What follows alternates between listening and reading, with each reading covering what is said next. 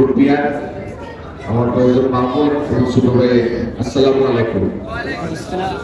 কোনো জায়গা বন্ধা বলা যাওয়া, কোনো মার্কেটের সামনে ঘুরতে থাকে, কোনো রাজনৈতিক পরিচয়, কোনো সান্দাবাজি ব্যবসায়ীগুলোকে অসৎ আচরণ করা, ইনশাআল্লাহ এইসবের স্থান ছেড়ে দিতে হয়। রাজনৈতিক পরিচয় এরকম ছিল যে সমাজকে জায়গা সৃষ্টি করবেন, এখানে আমরা কঠোর বসে ইনশাআল্লাহ দমন করব। আগামী দিন যদি আল্লাহ তৌফিক দেন, আমরা আল্লাহর মেহরবানিতে আপনারা সহযোগিতায় রাষ্ট্র পরিচালনা সুযোগ পাই, তাইলে আমরা নেতাদের তাদেরকে সফল তার সফলতায়